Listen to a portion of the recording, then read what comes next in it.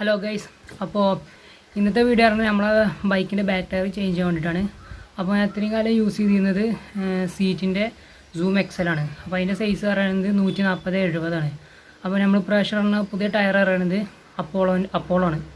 അതും 140/70 സൈസ് വരുന്നത്. പിന്നെ അതേപോലെ തന്നെ അതിന് ഏകദേശം ഒരു 3000 രൂപേൻ്റെ ഉള്ളിലാണ് റേഞ്ച് വരുന്നത്. അപ്പോൾ നമുക്ക് വീഡിയോയിലേക്ക് കടക്കാം.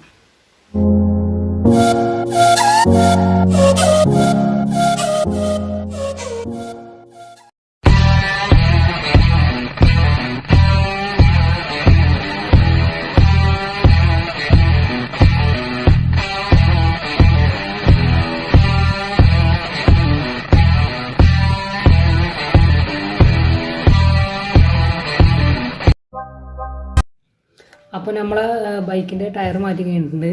അപ്പോൾ ഏകദേശം നമുക്ക് 2800 രൂപയായിട്ടുള്ളത്. അപ്പോൾ അതിൻ്റെ ബില്ലും കാര്യങ്ങളൊക്കെ ഞാൻ കാണിച്ചു തരാം. അപ്പോൾ ഇത് പറയുന്നത് 140/70/17 ഇതിൻ്റെ സൈസ്. അപ്പോൾ ആക്ടിസിപ്പ് R5TL എന്നാണ് ഇപ്പോൾ ഈ ടയറിൻ്റെ പേര്. അതുപോലെ തന്നെ ഇതിന് അത്യാവശ്യം നല്ല വെറ്റ് ഗ്രിപ്പും കാര്യങ്ങളൊക്കെ ഉണ്ടെന്നാണ് പറഞ്ഞത്. പിന്നെ നമുക്ക് എപ്പോൾ ആണെങ്കിലിപ്പോൾ വലിയ 3 കൊല്ലത്തെ വാറണ്ടിയും കാര്യങ്ങളൊക്കെ ഉണ്ട്. നമുക്ക് എന്തെങ്കിലും ടയറിന് ഇപ്പോൾ 3 കൊല്ലത്തിൻ്റെ ഇടയിൽ എന്ത് കേടുപാടും സംഭവിക്കുന്നുണ്ടെങ്കിൽ നമ്മളെടുത്ത സ്ഥലത്ത് കൊണ്ടുപോകണമെങ്കിൽ തന്നെ അവിടുന്ന് ബാക്കി കാര്യങ്ങളൊക്കെ ചെയ്ത് തരുന്നതാണ്. അതിന് റിപ്പയർ കാര്യങ്ങളൊക്കെ ചെയ്ത് തരുന്നതാണ്. അപ്പോൾ ചില ആൾക്കാർ ഇപ്പോൾ ഡ്രിഫ്റ്റ് ചെയ്യുക, അതേപോലെ തന്നെ ബാക്ക് ടയർ സ്പിൻ ചെയ്യുക, അങ്ങനെ ചെയ്യുന്നുണ്ടെങ്കിൽ ടയറിൻ്റെ ലൈഫ് പെട്ടെന്ന് കമ്മിയാവും. അതല്ലാന്നുണ്ടെങ്കിൽ നമ്മളൊരു 60-50 അല്ലെങ്കിൽ ആ റേഞ്ചിൽ വണ്ടി ഓടിക്കുക, അതേപോലെ തന്നെ ബ്രേക്കൊക്കെ നോക്കി കണ്ടൊക്കെ ഇടുകയെന്നുണ്ടെങ്കിൽ നമുക്ക് ടയറിൻ്റെ ലൈഫ് എന്ത് ചെയ്യാൻ ഇൻക്രീസ് ചെയ്യാൻ പറ്റും.